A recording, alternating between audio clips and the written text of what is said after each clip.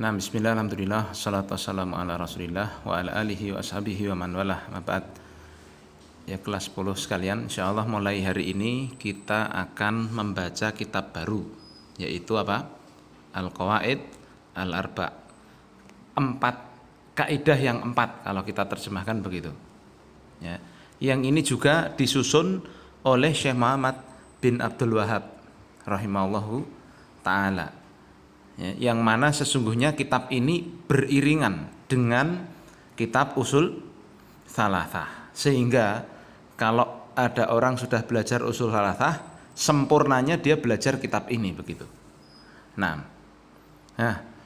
jadi kitab ini kan kita perhatikan terdiri dari 2 kalimat, al-qawaid dan al-arba, ya kan? Qawaid itu apa namanya? Jamak dari kalimat qaidah, ya. Dan qaidah itu sendiri adalah maknanya adalah apa? Al aslul ladzi yatafarra'u minhu au anhu masailu katsiratin. Ya. Yaitu qaidah itu adalah pondasi yang dari pondasi itu bercabang berbagai macam pembahasan. Ya. Dan nanti isi dari qawaid arba ini adalah pengenalan terhadap tauhid dan syirik. Ya. Apa itu kaidah tauhid, apa itu kaidah syirik, ya. Nanti akan dijelaskan di sini. Karena banyak dari manusia yang mereka itu masih gelap dengan menilai apakah ini syirik, apakah ini tauhid. Mereka kira yang tauhid syirik dan sebaliknya, yang syirik mereka kira tauhid. Dan banyak di antara manusia yang menafsirkan syirik dan tauhid itu sak geleme dhewe. Dipahami ya? Nah, contoh misalkan ada orang-orang ya sering melakukan memberi sesajen kepada ya yang bau reksa tertentu kan, biasanya di jalan-jalan itu ada kan perempatan di mana itu. Mereka katakan itu bukan syirik, ya, tapi pakai pikiran mereka sendiri. Nah, mereka mengatakan itu bukan syirik pakai standar mereka sendiri. Ya, mereka hanya mengatakan ini menghormati, ini tradisi dan sebagainya. Nah, maka di sini nanti kita akan kenal, oh apa itu syirik, kaidahnya bagaimana, apa itu tauhid, kaidahnya bagaimana. Ya. Nah, maka kita wajib untuk urusan tauhid dan syirik ini kita kembalikan kepada Al-Quran dan Sunnah, karena standarnya di situ. Kalau orang tidak mau kembali ke situ, ribut dia, akan tidak bisa menentukan mana yang benar, mana yang salah. Ya, taib. Ya, maka Syekh Muhammad bin Abdul Wahab di sini ingin menyebutkan apa namanya 4 kaidah untuk mengenali syirik dan 4 kaidah dan mengenali tauhid. Jadi nanti kenal tauhid otomatis kenal lawannya, yaitu syirik. Kenal syirik otomatis kenal lawannya, itu adalah tauhid. Ya. Maka kalau kita sudah tahu dengan kaidah ini nanti, insya Allah akan mudah bagi kita untuk mengenali mana yang tauhid, yang Allah perintah Rasulnya untuk menyebarkannya, dan mana pula yang syirik, yang Allah telah memperingatkannya dalam Al-Quran dan juga Nabi telah mengingatkannya dari hal tersebut, yang mana memang kesyirikan itu membawa kesengsaraan di dunia dan akhirat. Ya, maka ini perkara yang sangat penting sekali. Ya, perkara yang sangat penting sekali. Nah, ya, sebagaimana kita kan juga wajib untuk mengetahui hukum-hukum tentang ibadah yang wajib kita lakukan. Hukum sholat wajib kita ketahui, hukum zakat kita harus tahu, ya kan? Ya, dan semua perkara diniyah itu wajib, standar minimalnya kita tahu begitu, tahu yang benar. Ya.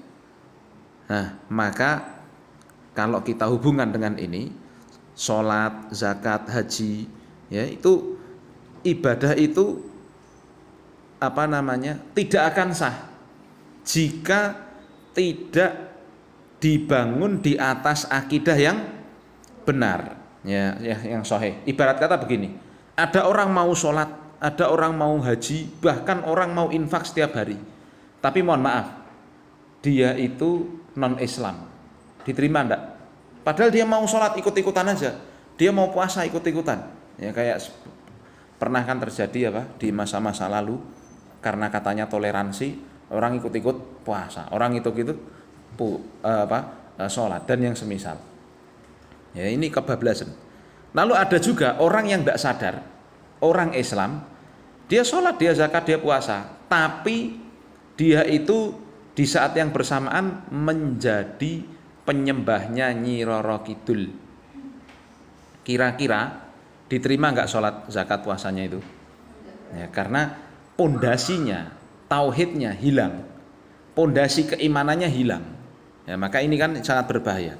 Ya, nah, maka inilah yang ternyata menjadi perhatian, fokus perhatian dari para rasul, yaitu agar orang itu apa? Menyembah Allah dan menjauhi sembahan selain Allah. Ya, jadi ini mukadimah singkatnya. Jadi kitab ini akan berisi tentang 4 kaidah mengenal tauhid dan syirik. Paham ya? Kemudian beliau memulai kalimatnya ya dengan pembukaan ini doa ini isinya. Beliau mengatakan mohon maaf, bismillah dulu. Bismillahirrahmanirrahim. As'alullahal karima rabbal arsyil azim an yatawallaka fid dunya wal akhirah. Kata beliau rahimahullah, aku memohon kepada Allah Subhanahu wa taala ya yang mulia, Tuhan Rabbnya arsy, pemilik arsy yang sangat besar, agar Allah menolongmu di dunia dan akhirat. Masya Allah ya. Jadi ini diantara adab bagaimana beliau memulai kitab ini dengan mendoakan para penuntut ilmu, termasuk mendoakan antuna sekalian ini ya, yang sedang mau mempelajarinya. Nah, beliau mengatakan as'alullaha al-azim rabbal arsyil karim an yatawallaka fid dunya wal akhirah. Aku memohon pada Allah yang maha besar, pemilik arsy yang mulia, agar menolongmu di dunia dan akhirat. Wa an yaj'alaka mubarakan aina ma kunta, dan agar Allah menjadikanmu membawa berkah dimanapun kamu berada. Wa an yaj'alaka mimman idza u'tiya syakara, dan agar Allah menjadikanmu termasuk menjadi orang yang ketika diberi nikmat dia bersyukur. Satu, kasih garis bawah. Wa idza ubtuliya sabara, kalau diberi cobaan sabar. Lalu yang ketiga, wa idza adnaba istaghfara, kalau berdosa dia mohon ampun. Fa inna hadhihi tsalatsa, karena 3 perkara ini, jika diberi bersyukur, diuji sabar, dosa istighfar. 3 perkara ini hiya unwanus sa'adah, merupakan tanda kebahagiaan. Ya, jadi ini mukadimah beliau ya, sekaligus doa dari beliau. Lihat, ini merupakan mukadimah yang sangat agung.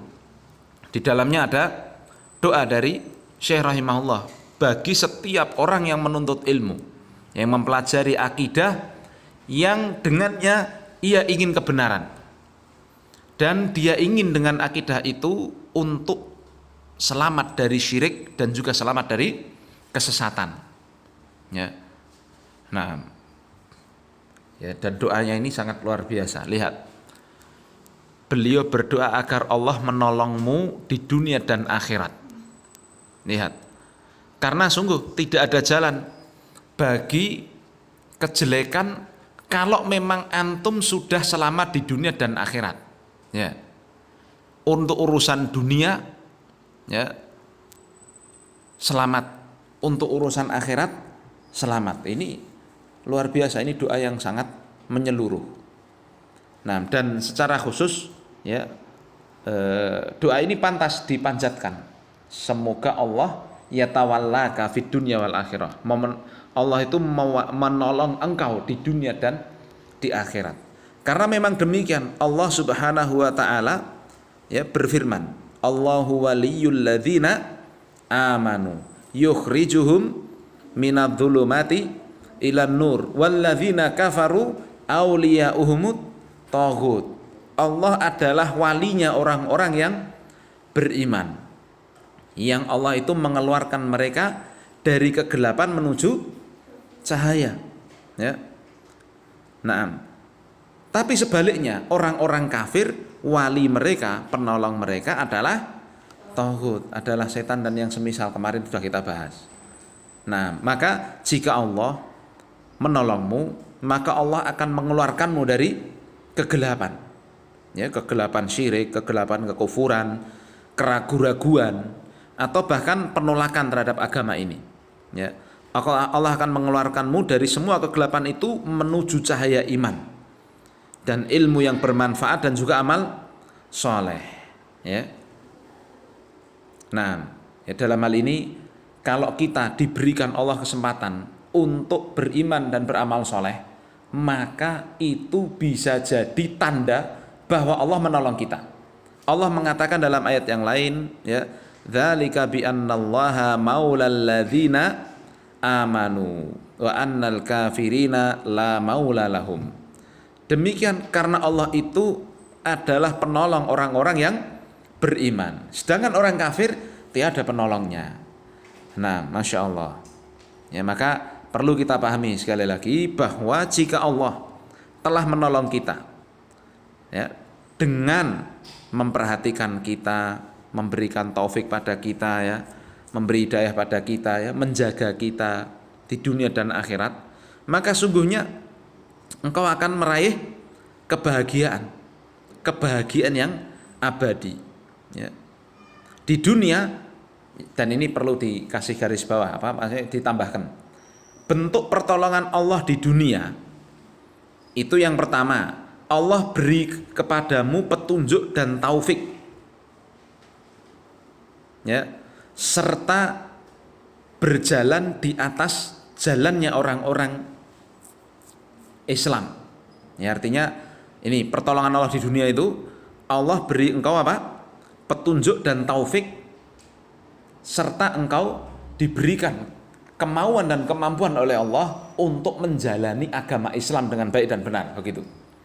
Ini pertolongan Allah di dunia. Dan pertolongan Allah di akhirat nanti, ya, ujung utamanya, ujung terakhirnya adalah Allah masukkan engkau di surganya yang kekal di dalamnya. Tidak ada rasa takut, tidak ada sakit lagi, tidak ada sedih, ya, tidak ada rasa sombong, ya, dan tidak ada seluruh kejelekan tidak ada di surga nanti. Nah, ya, paham ya? Nah, inilah yang disebut pertolongan Allah kepada hambanya di dunia dan akhirat, ya. Inti dari doa Syekh ini agar engkau itu diberi petunjuk di dunia dan kelak di akhirat dimasukkan surga. Luar biasa bukan doanya? Nah, paham ya? Ini penggalan pertama, ya.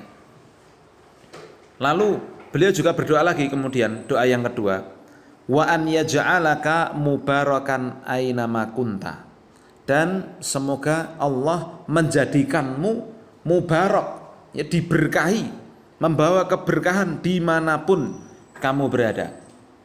Nah, kenapa? Karena jika Allah Ta'ala menjadikanmu berberkah, maksudnya membawa keberkahan dimanapun kau berada, ini merupakan puncak yang kita cari. Jadi sesuatu apa yang kita cari itu ya ini, ya, Allah jadikan keberkahan dalam umurmu, Allah jadikan keberkahan dalam rezekimu, Allah jadikan keberkahan dalam ilmumu, ya, Allah jadikan keberkahan dalam amalanmu. Masya Allah, ini tolong dicatat. Jadi keberkahan itu bisa, ya, bisa jadi, ya, dalam umurnya satu, dalam rezekinya dua, dalam ilmunya tiga, dalam amalannya empat, dan juga Allah jadikan keberkahan dalam anak keturunannya. Masya Allah,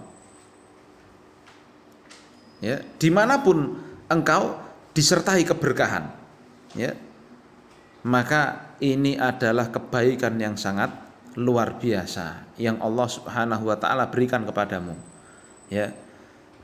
Lihat, jadi kadang ada orang, ya, rezekinya itu ketoke duitnya ora akeh, tetapi cukup terus ndak punya utang. Masya Allah, anaknya nggak sakit-sakit. Ya, ini berkah namanya. Ada orang dia itu ketoknya nek ngafalke gampang, Masya Allah, ilmunya berkah berarti. Ada orang kalau mau beramal soleh kok kelihatannya mudah sekali, enak sekali, terus ditolong oleh Allah, berarti amalannya berkah. Paham? Maka doa yang kedua ini juga sangat luar biasa, ya, dijadikan berkah apapun dimanapun kita berada. Masya Allah, ini doa yang kedua. Paham ya? Lalu doa yang ketiga, ya, beliau mengatakan wa an yaj'alaka mimman u'tiya sabar, mimman idza u'tiya syakara. Nah, ini penting. Doa yang ketiga, semoga Allah menjadikanmu kalau engkau dapatkan nikmat bersyukur. Ya. Nah, ini berbeda dengan orang yang ketika diberi nikmat dia malah kufur, malah maksiat dan yang semisal. Ya. Karena memang kebanyakan manusia kalau diuji dengan nikmat kadang malah justru tidak lolos, ya. Nah, ya, jadi bisa jadi terkadang kenikmatan yang dia dapat itu menjadi sebab kebinasaannya, kesengsaraannya. Contoh, ada orang dikasih nikmat rezekinya lancar, duitnya oke, mobilnya oke, rumahnya banyak, tanahnya banyak, tapi dia nggak pernah sholat karena lalai, karena kerja terus dan sebagainya. Iya. Jadi orang seperti ini dikasih nikmat tapi malah tidak syukur. Paham? Padahal kalau dia itu mau bersyukur, Allah janji pasti Allah akan tambah kenikmatannya tersebut. Ya.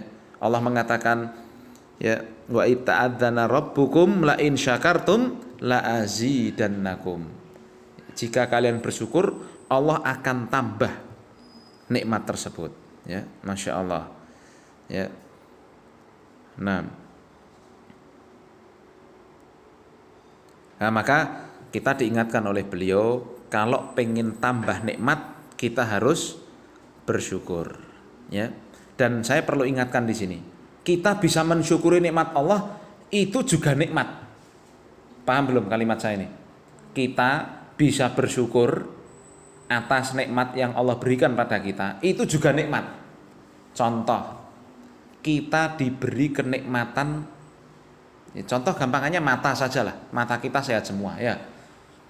Kita bisa bersyukur, ya Allah, alhamdulillah Engkau berikan padaku mata yang sehat, ya Allah. Ya. Lalu kita pakai mata kita itu untuk perkara-perkara yang merupakan ketaatan pada Allah. Kita pakai untuk melihat hal-hal yang Allah senangi, ya, kita baca Quran, kita baca ilmu dan yang semisal. Dan kita jauhkan mata kita dari maksiat, jangan nonton Korea, nonton itu zaman sekarang tuh TikTok, waliyadzubillah, ya. Atau nonton perkara-perkara yang tidak bermanfaat. Ini kalau kita jalani berarti kita itu menggunakan nikmat ini dengan baik. Kita bersyukur atas nikmat mata yang Allah berikan. Tetapi kan banyak di antara manusia yang diberi nikmat tapi tidak sadar. Justru dia pakai untuk melihat yang perkara yang tidak baik dan yang semisal. Ya, maka marilah di sini beliau ingatkan, beliau doakan, kalau dapat kenikmatan bersyukurlah. Ya. Lalu yang kedua, kalau dapat wa idzab tuliya sabara. Kalau dapat ujian dia sabar, ya. Karena memang, ya, seorang hamba itu bisa saja diuji dengan musibah, diuji dengan hal-hal yang tidak mengenakkan, ya. Bahkan diuji dengan musuhnya, ya, dari kalangan orang-orang kafir dan munafikin, ya. Seperti zaman sekarang kan banyak tuh di medsos orang-orang menghina Islam dan semisalnya, ya kan. Maka semua ini butuh sabar dan tidak putus asa. Dan tidak boleh, ya putus asa dari rahmat Allah Subhanahu wa taala. Ya, harus kokoh di atas agamanya. Ya, tidak boleh seorang muslim itu ya ragu-ragu dalam keimanannya. Ya, atau berlepas atau berserah diri terhadap ujian yang sedang menimpanya, maksudnya menyerah terhadap ujian tersebut. Ya, bahkan seorang muslim itu harus kokoh di atas agamanya, sabar ya menghadapi apa yang memang harus dihadapi dari ujian-ujian itu. Ya. Nah, dan ini berbeda keadaannya seorang muslim, seorang yang beriman dengan keimanan yang benar, ketika diuji dia bisa sabar. Nah, berbeda dengan orang yang imannya lemah. Kalau dia diuji, geger dia. Ya. Mengeluh, marah, ya, bahkan putus asa dari rahmat Allah. Ya, maka kalau ada orang diuji lalu nyungsep, kalau bahasa gampangnya nyungsep itu apa ya enaknya, dia gagal dari ujian itu, maka justru bertambah ujiannya itu, justru bertambah kesengsaraannya itu. Jadi dia kena musibah di atas musibah, masya Allah. Ya, maka dari itu kita harus sadar bahwasanya orang hidup ini pasti diuji. Ya, bahkan Nabi SAW menjelaskan ya bahwa bisa jadi jika Allah mencintai seorang hamba, Allah uji dia. Nabi mengatakan innallaha idza ahabba qauman ibtalahum. Sungguhnya Allah itu jika mencintai satu kaum, maka Allah akan uji dia. Ya. Faman radiya falahu ridho.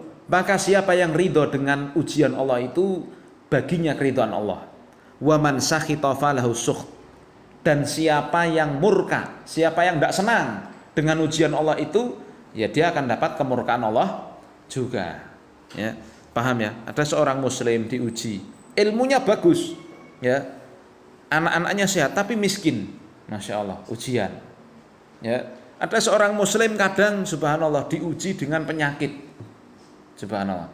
Tapi kalau dia sabar, dia dapat ridho Allah Subhanahu wa taala.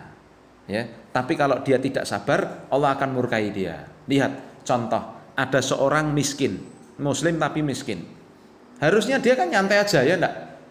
Urusan dunia itu kan pasti akan berakhir.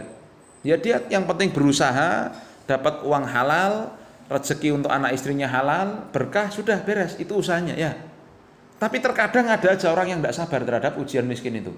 Datang ke dukun, mbah dukun, kayak aku duit, kayak fulus yang merah-merah. Akhirnya dia disuruh datang ke kuburan. Kowe nak pengen, kowe ning kuburane kono. Kuburane Syekh Fulan. Nanti kamu di situ doa kepada kuburan itu. Doane carane piye iki doane? Wahai Syekh, aku minta fulus yang merah-merah misalnya.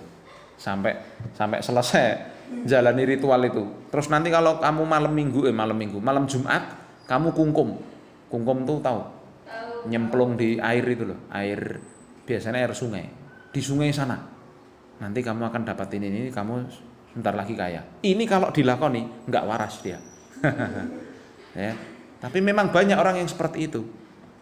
Ya. Nah, maka ini ternyata Allah Subhanahu wa taala kalau ingin kebaikan terhadap hambanya, Allah uji dia. Ya, oleh sebab itu sebagian ulama menyebutkan ya surat Al-Ankabut ayat pertama ya, Allah mengatakan alif lam mim ahasiban nasu an yutraku an yaqulu amanna wa hum la yuftanun. Alif lam mim, apakah manusia itu mengira mereka akan dibiarkan begitu saja untuk mengatakan kami beriman dan mereka tidak diuji. Artinya apa? Disebutkan oleh para ulama, orang beriman itu pasti dapat ujian Allah taala dan macam-macam ujiannya. Paham? Ya, dengan ujian itulah ya nanti di akhirnya kan diantaranya Allah mengatakan fala ya'lamannallahu ladzina shadaku wa la ya'lamannal kadzibin, agar Allah tahu mana yang benar-benar jujur imannya, mana yang benar-benar bohong dalam imannya. Ya, sudah pernah kerasa seperti ini. Ya, kalau mungkin kita dulu pernah mengalami ya, ketika mungkin dulu ya zaman-zaman sekolah kuliah mungkin ya. Nah, itu ada anak pakai apa? Kita pakai celananya cingkrang misalkan. Wih, ada kebanjiran. Ya. Kita jenggoten misalnya dilokke, wih, ada kambing lewat misalkan. Yes, mudah ada akhwat yang pakai apa? Pakai kerudung dengan baik, sadar dan sebagainya, dilokke, ninja. Dan yang semisal. Hakikatnya ini ujian-ujian dari manusia dan ini mudah lah. Kalau kita terus istiqomah, insya Allah itu mudah. Tapi ternyata orang-orang sebelum kita, mereka ujiannya jauh lebih berat kadang dari kita. Ada yang sampai diuji, ya, kaumnya Nabi Musa dihadapkan pada Fir'aun. Nah, apa yang terjadi? Disuruh nyembah Fir'aun, ragelem dibeleh. Ya. Terus yang terkenal sekali kisah di akhir surat apa Ashabul Ukhdud itu, kisah apa namanya, surat Al-Buruj, ya. Itu kan kisah di apa namanya, dibakarnya orang-orang yang beriman pada Allah, ya. Ketika rajanya saat itu namanya Yusuf bin Nuwas namanya, itu tidak ridho terhadap orang-orang yang menyembah Allah, dia gali parit, lalu dia uji, kalau mau murtad ya selamat, kalau mau nyembah Allah tak bunuh, bagaimana caranya, termasuk dimasukkan ke api, ya. Akhirnya mereka milih mati aja daripada kufur terhadap Allah. Masya Allah, berarti ini ujian yang sangat besar, ya.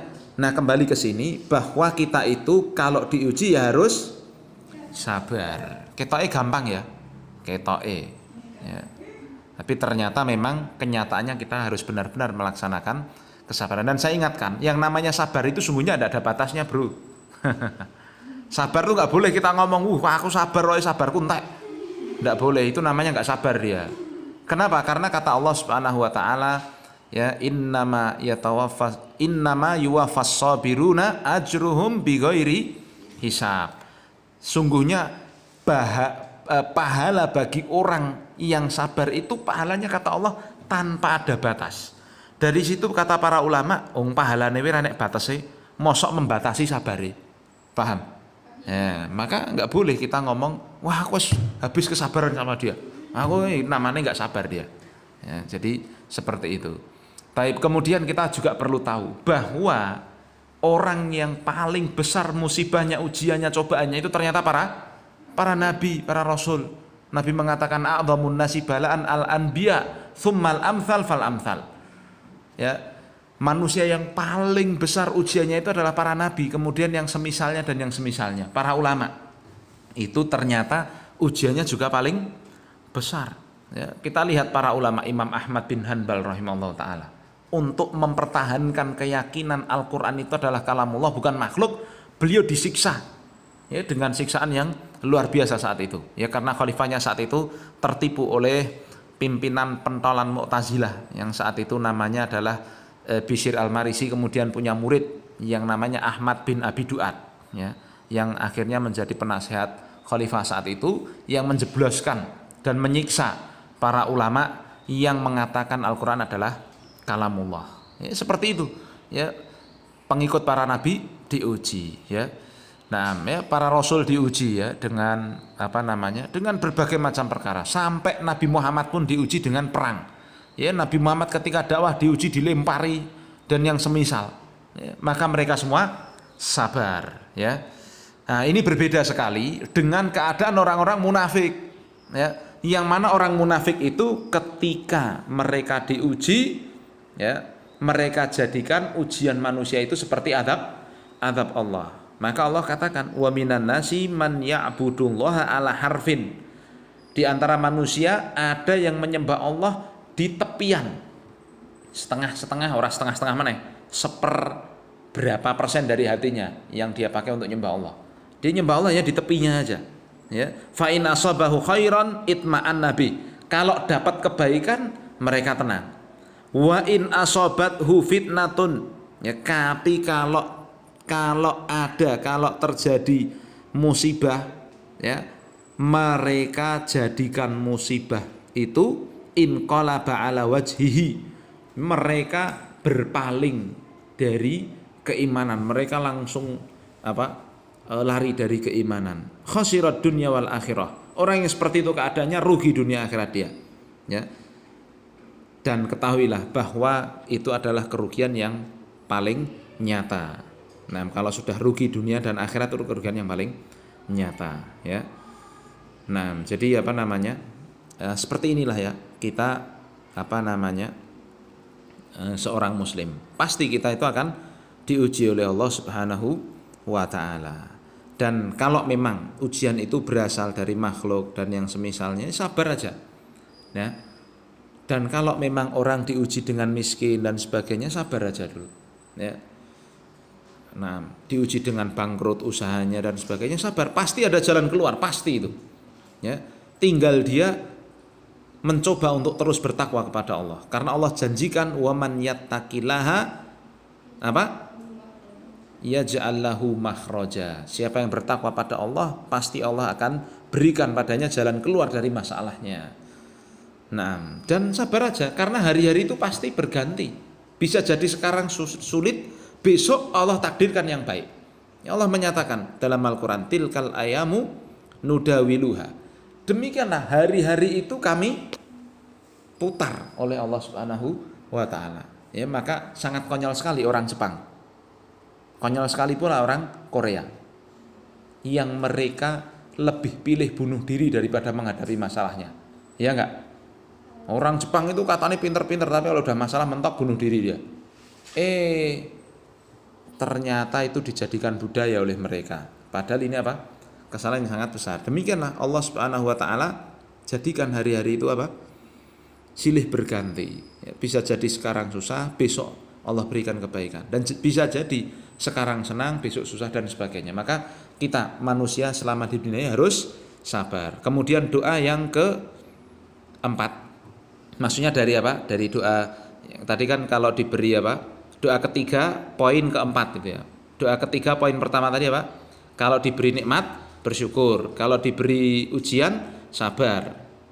Terus ini berarti poin ketiga ya. Poin ketiga dari doanya beliau. Kalau wa idza adnaba astaghfara, kalau berdosa dia beristighfar. Artinya kata para ulama istighfar di sini yang dimaksud adalah taubat, ya, taubat. Nah, dan itulah sifat orang beriman. Ya, Allah mengatakan ya walladzina idza fa'alu fahishatan aw dzalamu anfusahum dzakarullaha fastaghfaru lidzunubihim wa may yaghfiru dzunuba illallah. Dan orang-orang yang jika mereka itu berbuat fahisyah, ya, berbuat keji atau mendolimi diri mereka sendiri, mereka ingat pada Allah lalu ya minta ampun dan bertaubat pada Allah. Ya.